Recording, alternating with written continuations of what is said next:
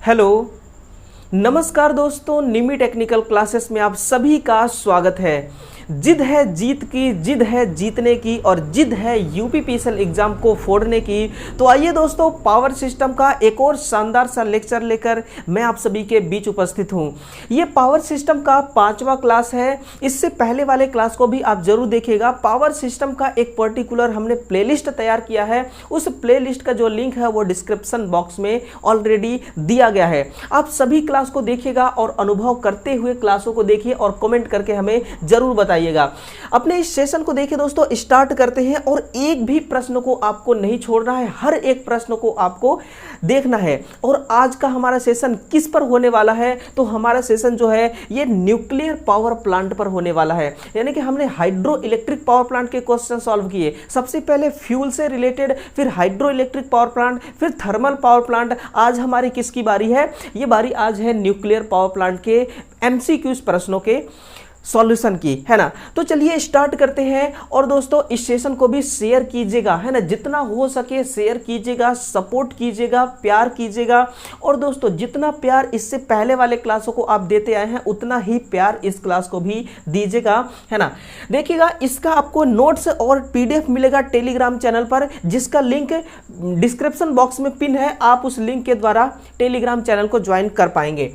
Question number देखिएगा 66 है ना। ये 5वां क्लास है, तो हम कहां तक पहुंच चुके हैं? 66 नंबर का क्वेश्चन आज का हमारा पहला क्वेश्चन बनता है। देखिए, पहला क्वेश्चन क्या कह रहा है कि नाभिकीय शक्ति संयंत्र में जो नियंत्रक छड़ होता है के रूप में किसका प्रयोग किया जाता है? ऑप्शन आपके पास है बोरॉन की छड़, गैल्वेनाइज्ड आयरन की छड़, बांस की छड़, या फिर आप उपरोक्त में से सभी का प्रयोग करते हैं। किसका आप यूज करते हैं? देखिएगा दोस्तों, शिद्दत से सुनते रहिएगा।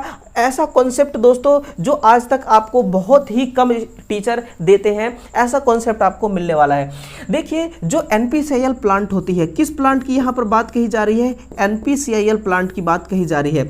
जो एनपीसीआईएल प्लांट है ये कितने टाइप्स के होते हैं? ये होते हैं दोस्तों कुल मिलाकर के, देखिए, पहला होता है बीडब्ल्यूआर प्लांट। कौन सा? बीडब्ल्यूआर प्लांट। और दूसरा होता है पीडब्ल्यूआर प्लांट। कौन सा? PWR plant. और एक होता है इसका कैनेडू। एक क्या होता है? कैनेडू। और एक होता है इसका दोस्तों एफडब्ल्यूआर, है ना, एफडब्ल्यूआर प्लांट। और इसी के साथ में एक और होता है जिसको हम कहते हैं सोडियम लिक्विड। सोडियम लिक्विड, है ना। तो ये टोटल कितने प्लांट हो गए? 5 प्रकार के प्लांट हो गए। इसमें मॉडरेटर के रूप में किसमें क्या प्रयोग किया जाता है? तो जो इसमें बीडब्ल्यूआर प्लांट है ना, इसमें मॉडरेटर के रूप में हम क्या यूज लेते हैं? तो हम इसमें कैडमियम का प्रयोग करते हैं। सुनते जाइएगा, इसमें क्या प्रयोग करेंगे? कैडमियम का प्रयोग करेंगे। और पीडब्ल्यूआर प्लांट में हम किसका प्रयोग करते हैं? तो इसमें भी कैडमियम का ही इस्तेमाल किया जाता है कंट्रोलिंग रॉड के रूप में। राइट है सर। इसके बाद देखिएगा, जो आपका ये सोडियम लिक्विड है, इसमें बोरॉन का इस्तेमाल किया जाता है। किसका? इसमें बोरॉन की छड़ जो होती है वो कंट्रोलिंग रॉड के रूप में काम में ली जाती है। और कैनेडू में ना सर कोई भी हो सकता है, कुछ भी हो सकता है ना, कंट्रोलिंग रॉड के रूप में हम कुछ भी ले सकते हैं। और एफडब्ल्यूआर प्लांट में क्या होता है? तो इसमें पानी का प्रयोग किया जाता है। किसका? पानी का प्रयोग किया जाता है। अब ऑप्शन आप मिलान करिएगा, ऑप्शन में क्या पानी है या कोई नहीं है, कैडमियम है या बोरॉन की छड़ है या फिर कैडमियम है, क्या है? तो आपके पास एक ऑप्शन है, ऑप्शन नंबर ए, बोरॉन की छड़, है ना। देखिए, ऑप्शन नंबर ए क्या है? बोरॉन की छड़। और यही आपका क्या हो जाएगा? राइट आंसर हो जाएगा, ऑप्शन नंबर ए। तो इसी बात पर दोस्तों वीडियो को कर दीजिएगा थम्स अप। तो आगे बढ़ते हैं अगले क्वेश्चन की तरफ, है ना। हर क्वेश्चन में दोस्तों इसी प्रकार से आपको एग्जाम में भी तबाही मचाना है, बस आपका कॉन्सेप्ट क्लियर जो होना चाहिए।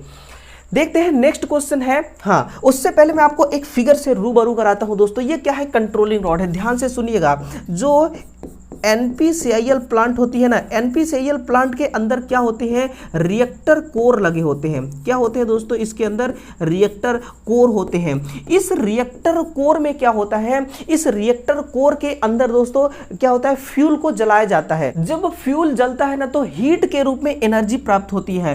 हमें किस रूप में एनर्जी प्राप्त होती है? हीट एनर्जी के रूप में प्राप्त होती है।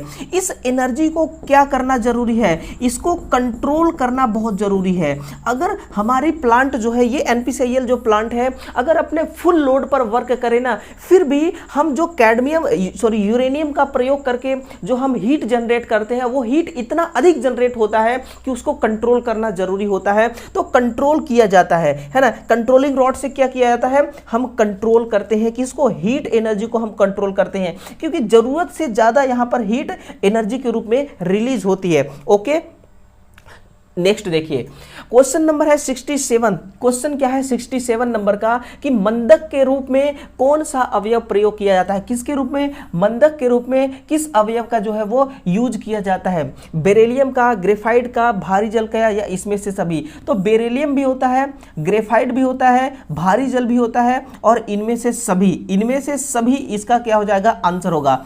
देखिए भारी जल के बारे में थोड़ा सा समझते हैं ना, जिसको क्या कहा जाता है, जिसको कहा जाता है D2O। भारी जल को दोस्तों हम क्या कहते हैं, ड्यूटेरियम ऑक्साइड।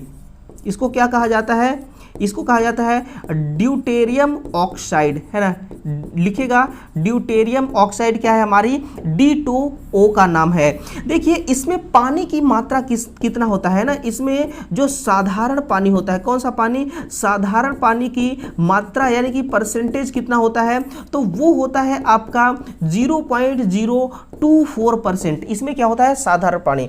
देखिए जैसे पावर उत्पन्न करने के लिए पावर प्लांट होते हैं ना, वैसे ही D2O बनाने के लिए भी संयंत्र होते हैं। तो इसमें देखिए बड़ौदा में एक संयंत्र है ना, कहां पर है एक संयंत्र, बड़ौदा में एक संयंत्र है जो क्या बनाती है, जो D2O का निर्माण करती है। किसका निर्माण करती है, D2O का निर्माण करती है सर। लेकिन हमारे पूरे भारत देश में ना कितने हैं, देखिए हमारे भारत देश में D2O संयंत्र है ना, D2O संयंत्र हमारे भारत में टोटल कितने हैं, तो 7 हैं। कितने हैं, 7 हमारे टोटल प्लांट हैं D2O जो जनरेट करते हैं। तो आंसर इसका क्या है, ऑप्शन नंबर डी, कि इनमें से सभी क्या हो जाएगा, हम सभी मॉडरेटर के रूप में काम में लेते हैं। कमेंट करके बताइएगा कि मॉडरेटर जो होता है दोस्तों ये किस पदार्थ का तैयार किया जाता है ना। देखिए नाभिकीय शक्ति संलयन का भार कौन सा है, आपको ये तो पता होगा कि अल्टरनेटर जो होता है ये इसका सही आंसर होगा, टरबाइन जो होता है ये भी इसका सही आंसर है, और नाभिकीय रिएक्टर, कुल मिलाकर के उपरोक्त इसका करेक्ट आंसर हो जाएगा। देखिए नाभिकीय रिएक्टर एक्चुअल में होता क्या है ना, जो नाभिकीय रिएक्टर होता है ये एक्चुअल में होता क्या है, नाभिकीय रिएक्टर दोस्तों और कुछ नहीं होता है। जिस प्रकार से थर्मल पावर प्लांट में ना, जिस प्रकार से थर्मल पावर प्लांट में क्या होती है, भट्ठी होती है, जिसको हम किस नाम से जानते हैं, जिसको हम बॉयलर के नाम से भी जानते हैं, बॉयलर भट्ठी जो होती है ना, उसी प्रकार से नाभिक में NPCIL में नाभिकीय रिएक्टर होता है ना, नाभिकीय रिएक्टर होता है। इसमें जो फ्यूल होता है ना, नाभिकीय रिएक्टर में जो फ्यूल होता है ना, इसमें क्या होता है, जो फ्यूल होता है, ये फ्यूल क्या होता है दोस्तों,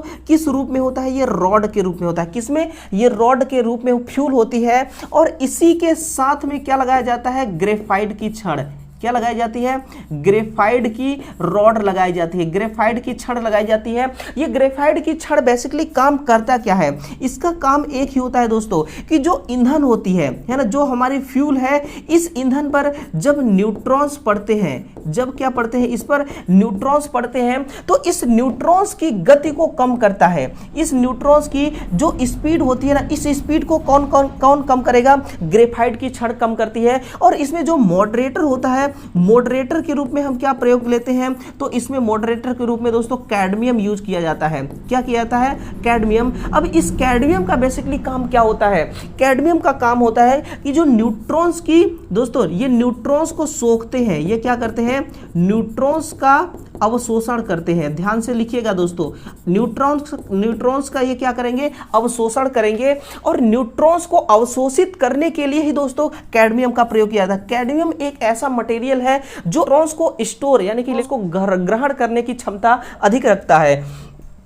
और जब टोटल न्यूट्रॉन्स को ये अवशोषित कर लेते हैं, तो फिर जो न्यूक्लियर फिजन प्रोसेस होता है ना, वो समाप्त हो जाती है। वो क्या हो जाती है, समाप्त हो जाती है। तो ये सारी प्रक्रिया जो है ना, ये न्यूक्लियर रिएक्टर के अंदर होती है। और देखिए जो दोस्तों ये नाभिकीय शक्ति संलयन NPCIL प्लांट होता है ना, इसके अंदर IT वालों के लिए वैकेंसी भी आती है। आईटी वालों के लिए इसमें वैकेंसी भी आती है, इसलिए ध्यान से सुनिएगा। नाभिकीय शक्ति संयंत्र से रिलेटेड तो आपको दोस्तों क्वेश्चन आना ही आना चाहिए अगर आप एनपीसीआईएल में, और इसमें जॉब इतनी अच्छी रहती है इसकी जॉब ना, इसमें सैलरी वगैरह दोस्तों, सैलरी से ज्यादा सबसे अधिक देखिए जो आपको सुविधाएं मिलता है ना, वो सबसे ज्यादा रेलवे में मिलता है, और इसके बाद की जो फैसिलिटी मिलती है जॉब में वो आपको एनपीसीआईएल प्लांट ही देता है ना। इसके बाद आती है आपकी कोल माइंस, एनसीएल वगैरह, ठीक है।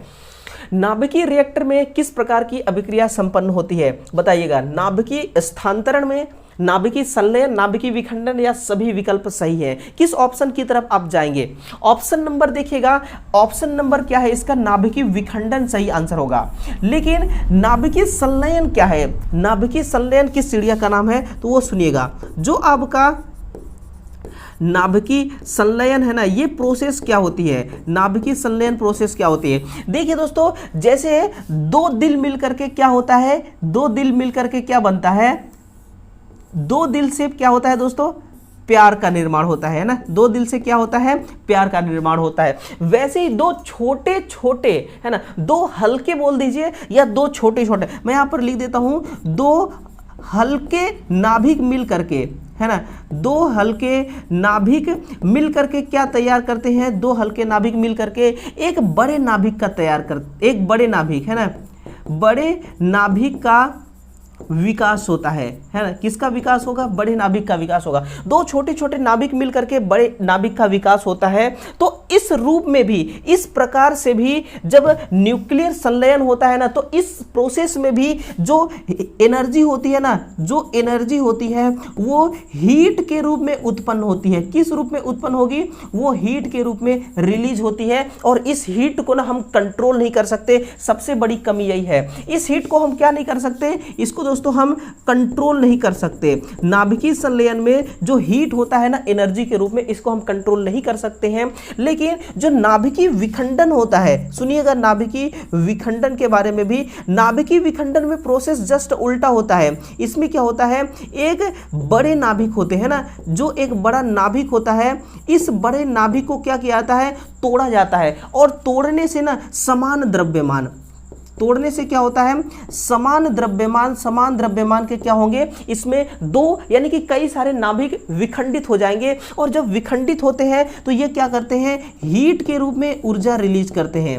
हीट के रूप में ये क्या रिलीज करते हैं, एनर्जी रिलीज करते हैं। और इस एनर्जी को दोस्तों हम इस एनर्जी को हम क्या कर सकते हैं, इस एनर्जी को हम कंट्रोल कर सकते हैं, इसको हम क्या कर सकते हैं, नियंत्रित कर सकते हैं। इसका नियंत्रण करना पॉसिबल है ना, नियंत्रण करना इसका क्या है, पॉसिबल है। तो नाभिकीय विखंडन और नाभिकीय संलयन ये प्रक्रिया होती है। ऑप्शन नंबर जो सी है यही इसका सही आंसर माना जाएगा कि नाभिकीय रिएक्टर में किस प्रकार की अभिक्रिया संपन्न होती है। तो नाभिकीय विखंडन जैसे, जिसको हम कहते हैं न्यूक्लियर फिशन। नाभिक में कौन कौन से अवयव उपस्थित होते हैं सुनिएगा और इसका आंसर दीजिए। इससे आसान क्वेश्चन ना और कुछ हो ही नहीं सकता है ना, इससे आसान क्वेश्चन और कुछ नहीं हो सकता दोस्तों। देखिएगा, इलेक्ट्रॉन प्रोटॉन, या प्रोटॉन प्रोटॉन, या न्यूट्रॉन न्यूट्रॉन, है ना, न्यूट्रॉन न्यूट्रॉन। तो न्यूट्रॉन और प्रोटॉन इसका सही आंसर होगा। न्यूट्रॉन और प्रोटॉन क्या हो जाएगा, इसका सही है। देखिए, जो न्यूट्रॉन और प्रोटॉन है ये तो न्यूक्लियर के अंदर होते हैं। किसके अंदर, न्यूक्लियर के अंदर। जो न्यूट्रॉन होता है दोस्तों, ये देखिए ये क्या है, न्यूक्लियर है, ये क्या है, न्यूक्लियर है। और ये ब्लैक वाला को हम बना देते हैं, देखिए हम इसको बना देते हैं निगेटिव आवेश, पॉजिटिव आवेश, और इसमें कोई आवेश नहीं है, जीरो आवेश। इसमें क्या है, जीरो आवेश। तो जीरो आवेश वाला क्या हो जाएगा, ये आपका न्यूट्रॉन हो जाएगा, ये क्या हो जाएगा, न्यूट्रॉन। और ये हो जाएगी आपकी प्रोटॉन, है ना। एक बात बताइए, प्रोटॉन के अंदर कैसा चार्ज होगा, तो पॉजिटिव, न्यूट्रॉन के अंदर कोई चार्ज नहीं होता, निगेटिव होता है। लेकिन जो प्रोटॉन और प्रोटॉन में दोस्तों पॉजिटिव चार्ज है, ये किसको बताया, किसने बताया था, ये रदरफोर्ड ने बताया। ये किसने बताया, ये रदरफोर्ड ने बताया कि पॉजिटिव चार्ज किसके अंदर होता है, प्रोटॉन के अंदर। इन्होंने एक मॉडल दिया था, उस मॉडल का नाम क्या है, मैं आपको याद दिलाता हूं। उस मॉडल का नाम है स्वर्णपत्र मॉडल। उसका नाम क्या है, स्वर्णपत्र मॉडल। स्वर्णपत्र मॉडल है, इस मॉडल में किस किरण का प्रयोग किया गया था? तो इसमें दोस्तों जो किरण प्रयोग की गई थी ना, वो अल्फा किरण का प्रयोग किया गया था। किसका? अल्फा किरण का प्रयोग किया गया था। और इस किरण का प्रयोग करके हमें यह बताया गया सर, हमें यह बताया गया कि जो नाभिक होता है ना, क्या जो नाभिक होती है, इस नाभिक में नाभिक किस प्रकार का चार्ज रखता है? तो नाभिक बेसिकली दोस्तों पॉजिटिव चार्ज रखता है। नाभिक कैसा चार्ज रखता है? नाभिक पॉजिटिव चार्ज रखता है। यह किस किरण का प्रयोग करके बताया गया? अल्फा किरण का। किस मॉडल में बताया गया? स्वर्णपत्र मॉडल में बताया गया। किसने बताया? तो रदरफोर्ड ने बताया, है ना। तो ये सारी बातें लिखेगा, ये सारी बातें लिखेगा। और दोस्तों नाभिक का साइज कितना होता है ये भी आपको कमेंट करके बताना है। कमेंट में छापिएगा दोस्तों कि नाभिक का साइज कितना होता है ना। नाभिक का साइज कितना होता है। नाभिकीय अभिक्रिया का प्रकार है नाभिकीय संलयन, नाभिकीय विखंडन। ए और बी दोनों, ये दोनों है ना। ये क्या है? दोनों है। न्यूक्लियर रिएक्शन इन दोनों के द्वारा होता है। नाभिकीय संलयन के द्वारा भी हीट हम जनरेट करते हैं और नाभिकीय विखंडन के द्वारा भी हीट जनरेट करते हैं। लेकिन बात इसमें एक ही है कि नाभिकीय संलयन में ना जो हीट के रूप में ऊर्जा जनरेट हो रहा है, उस ऊर्जा को हम कंट्रोल नहीं कर सकते हैं, ठीक है सर। और इसमें इतना अधिक ऊर्जा जनरेट होता है कि जिसको कंट्रोल करना जरूरी हो जाता है, राइट। अल्टरनेटर द्वारा, सुनिए, अल्टरनेटर द्वारा उत्पन्न ऊर्जा, अल्टरनेटर द्वारा ऊर्जा का रूपांतरण होता है, अवशोषण होता है, स्थानांतरण होता है, या फिर कौन सा प्रक्रिया होती है? तो इसमें रूपांतरण होता है। रूपांतरण कहने का मतलब क्या है कि इसमें देखिए, इसमें क्या करता है? तापीय ऊर्जा को, तापीय नहीं, इसमें यांत्रिक ऊर्जा को, किसको? यांत्रिक ऊर्जा को ये किस में कन्वर्ट कर देती है? यांत्रिक ऊर्जा को ये कन्वर्ट कर देती है विद्युत ऊर्जा में। किसमें? विद्युत ऊर्जा में ये कन्वर्ट कर देती है। ये काम किसका है? तो ये काम है आपका अल्टरनेटर का। किसका है? अल्टरनेटर का। स्थानांतरण का मतलब क्या होता है? देखिए, स्थानांतरण का मतलब क्या होता है? तो इसका मतलब ये होता है ना, एग्जाम्पल के लिए मैं आपको बता दूं, ट्रांसफॉर्मर, है ना। ट्रांसफॉर्मर जो होता है ऊर्जा का रूपांतरण नहीं करता, ये स्थानांतरण करता है। ऊर्जा इलेक्ट्रिकल एनर्जी ही है, उसी इलेक्ट्रिकल एनर्जी को दूसरे सर्किट में ट्रांसफर कर देता है। लेकिन यहाँ पर एनर्जी का फॉर्म चेंज हो रहा है। एनर्जी पहले किस रूप में था? यांत्रिक के रूप में। अब किस रूप में आ गया? तो ये आ गया अब इलेक्ट्रिसिटी के रूप में। किसके रूप में? विद्युत के रूप में। और इलेक्ट्रिसिटी एनर्जी से चलने वाले उपकरण को हम इलेक्ट्रिसिटी एनर्जी से चलाएंगे, और मैकेनिकल एनर्जी से चलने वाले जो भी उपकरण होंगे, जो भी मशीन्स होंगे, उनको मैकेनिकल एनर्जी दिया जाता है, राइट है। अल्टरनेटर द्वारा, हाँ ये तो हो चुका है। देखिएगा क्वेश्चन नंबर अगला, 1 मिनट। क्वेश्चन नंबर नेक्स्ट है,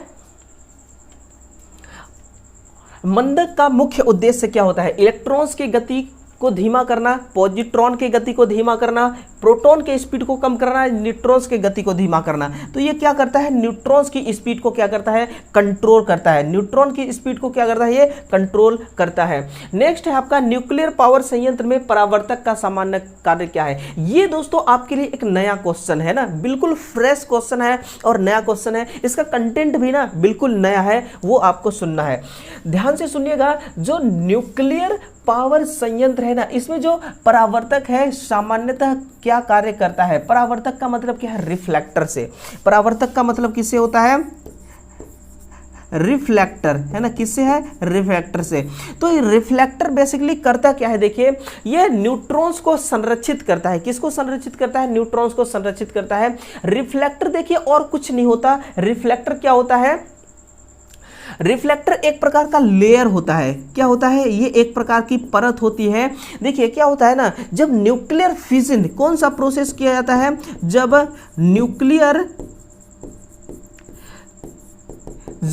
न्यूक्लियर फिजन प्रोसेस किया जाता है ना, तो न्यूक्लियर फिजन प्रोसेस कैसे होता है कि हम न्यूक्लियर फ्यूल डालते हैं रॉड के रूप में। तो जो न्यूक्लियर कोर होता है ना, उसके अंदर जब हम रॉड को डालते हैं और नाभिकीय विखंडन होता है ना, उस प्रक्रिया के दौरान क्या होता है कि ये रॉड के छोटे छोटे जो टुकड़े होते हैं, है ना, इस रॉड के जो छोटे छोटे टुकड़े होते हैं, ये टुकड़े क्या करते हैं दोस्तों? ये रिएक्टर कोर के बाहर जाने की कोशिश करते हैं, है ना। तो बाहर जाने से रोकता है ये रिफ्लेक्टर, बाहर जाने से क्या करता है, ये रिफ्लेक्टर रोकता है। और दूसरी बात, इसको लगाने से हमें बेनिफिट क्या होता है, लाभ क्या होता है, तो लाभ ये होता है कि जो भी हमारी फ्यूल होती है ना, फ्यूल खपत की बचत होती है।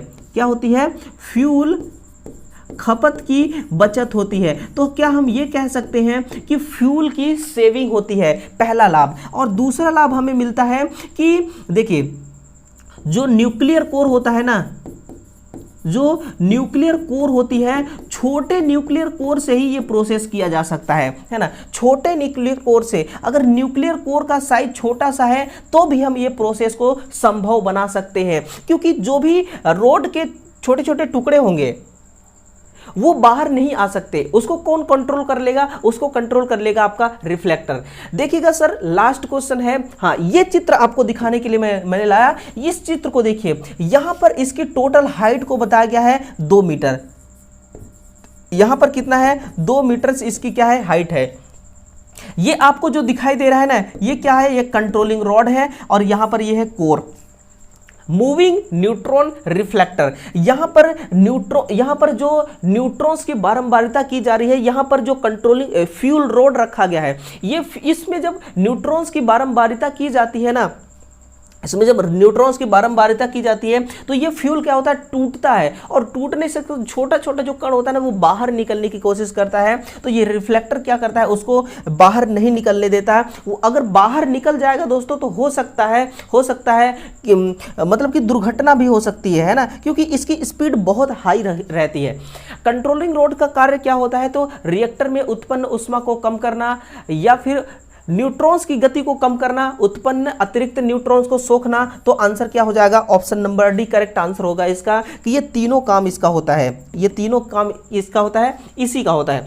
प्रोटॉन पर किस प्रकार का आवेश उपस्थित होता है, तो इस पर दोस्तों धनावेश उपस्थित होता है, आवेश। ये सारी बातें आपको मालूम है ना। आपका रिवीजन भी तो साथ साथ में होता जा रहा है, और रिवीजन कॉन्फिडेंस देता है। रिवीजन क्या देता है, कॉन्फिडेंस देता है, ठीक है।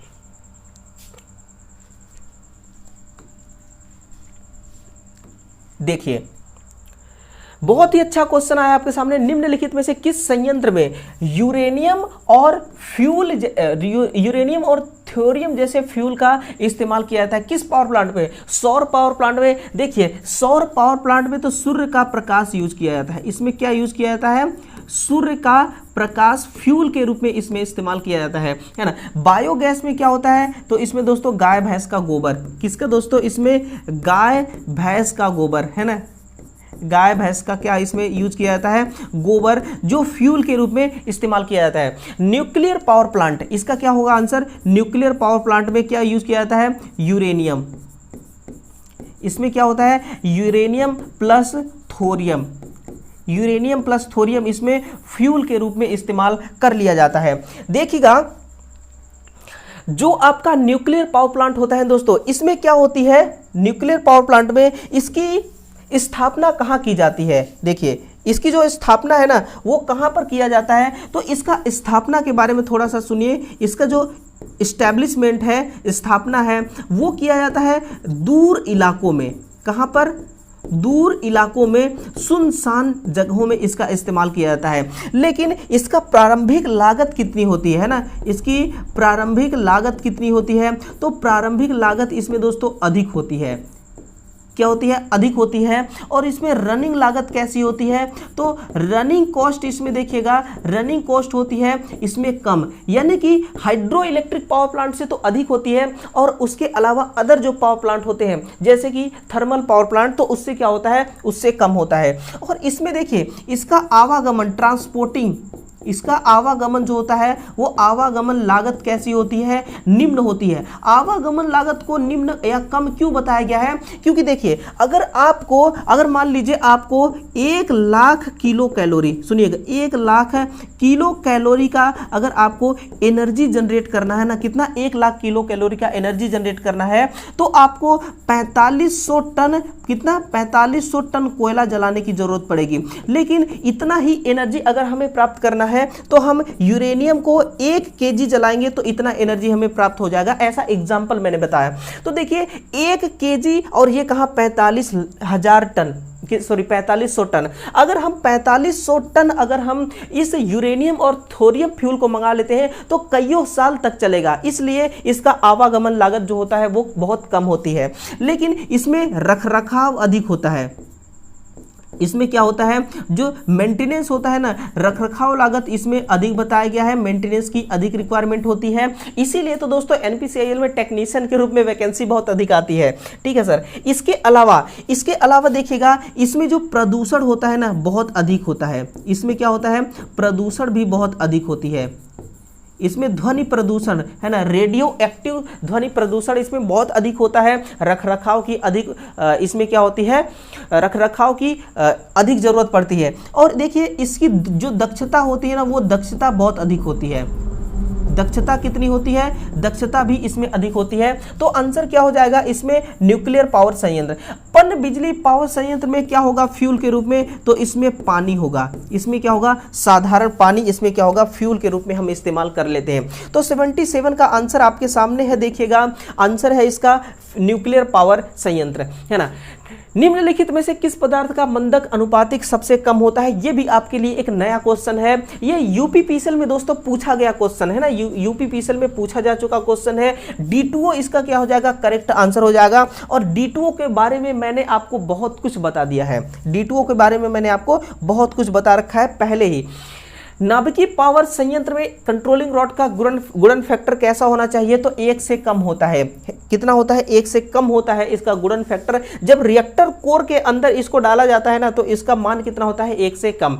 एटॉमिक एनर्जी का इलेक्ट्रिक यूनिट क्या होती है, तो मेगा इलेक्ट्रॉन वोल्ट। क्या होता है, mega electron volt. Mega electron volt क्या होती है, इसकी यूनिट होती है। देखिए इलेक्ट्रॉन वोल्ट किसकी यूनिट होती है, तो ये दोस्तों सेमीकंडक्टर में, किसमें, ये सेमीकंडक्टर में एनर्जी गैप का होता है। किसका, सेमीकंडक्टर में एनर्जी गैप का क्या होता है, ये इलेक्ट्रॉन वोल्ट होता है। और मेगा इलेक्ट्रॉन वोल्ट कितना होता है, किसका होता है, तो ये एटॉमिक एनर्जी का होता है, आपका इलेक्ट्रिक यूनिट का मान, है ना, इलेक्ट्रिक यूनिट होती है। तो ये रहे दोस्तों टोटल क्वेश्चन, है ना, 15 से 16 टोटल क्वेश्चन रहे और सभी क्वेश्चन नए नए क्वेश्चन थे, है ना। यूपीपीसीएल एग्जाम के लिए दोस्तों न्यूक्लियर पावर प्लांट से जो क्वेश्चन बनेगा दोस्तों इन्हीं में से बनने वाला है ना, इन्हीं में से क्वेश्चन बनने वाला है। और सभी प्रश्न अपने आप में ना बहुत ही महत्वपूर्ण प्रश्न थे, बहुत ही पावरफुल प्रश्न थे। ठीक है, तो इस प्रकार से आप कंसिस्टेंस होकर दोस्तों इस पावर सिस्टम के सभी क्लास को आप ज्वाइन करते रहिए, सभी क्लास को देखिए। देखिए कंसिस्टेंसी दोस्तों, कंसिस्टेंसी में इतना पावरफुल है ना जो आपको जमीन से आसमान तक उठा सकती है, जमीन से आसमान तक पहुंचा सकती है। इसलिए कंसिस्टेंस होकर के तैयारी करना दोस्तों ये अपने आप में एक अलग ही बात है। और एक जो विद्यार्थी कंसिस्टेंस होकर तैयारी करता है ना उसकी एक अलग ही पहचान होती है। ठीक है, तो ये है टोटल क्वेश्चंस। अब इस क्वेश्चंस का आपको ई नोट्स भी मिलेगा। कहां पर मिलेगा, निमी टेक्निकल क्लासेस के ऑफिशियल जो टेलीग्राम चैनल है, और उस टेलीग्राम चैनल से देखिए चाहे कोई नोटिफिकेशन हो वैकेंसी का, चाहे किसी क्लास का ई नोट्स हो, पीडीएफ हो, सब कुछ हम कहां पर देते हैं, तो सारा चीज आपको मिलेगा कहां पर, पीडीएफ के रूप में टेलीग्राम चैनल पर। तो इसको आप ज्वाइन जो है ना जरूर कीजिएगा। ठीक है सर, तो ये रहा, ये सेशन कैसा लगा आपको कमेंट करके बताना है। मुझे दोस्तों यकीन है आप पर, यकीन है खुद पर कि ये क्लास आपको बहुत अच्छी लगी होगी। बस दोस्तों प्यार के बदले प्यार मिलता है इस क्लास में, खूब प्यार दीजिएगा इस क्लास को और मुझे भी। और दोस्तों प्यार के बदले तो प्यार ही मिलेगा, है ना। तो जिस प्रकार से हमारा और आपका एक विश्वास का कनेक्शन है, एक विश्वास का संबंध है, उस विश्वास को दोस्तों और मजबूत हमें बनाना है। ठीक है ना, और अपने आपके कॉन्फिडेंस को भी हमें स्ट्रांग करना है, क्योंकि कॉन्फिडेंस दोस्तों आपका रहेगा तो एग्जाम के वक्त वो आप ही के साथ खड़ा रहेगा। ठीक है ना, इसलिए कॉन्फिडेंस का होना और अपने आप को ना मोटिवेट करके रखिएगा। ठीक है ना, अपने आप की, अपने अंदर की मोटिवेशन को दोस्तों आपको कम नहीं होने देना है। तो इसके बाद की जो क्लास होगी देखते हैं किस पर होने वाली है, लेकिन कल सुबह फिर से मिलते हैं दोस्तों एक नया लेक्चर के साथ जिसमें नए नए क्वेश्चंस होंगे और फिर से हम उस क्लास में एक मिल करके दोस्तों हम तबाही मचाने वाले हैं जो यूपीपीसीएल एग्जाम के लिए बड़ा ही महत्वपूर्ण होगा। तो चलिए मिलते हैं कल सुबह फिर से, तब तक के लिए आप सभी को धन्यवाद। Thank you.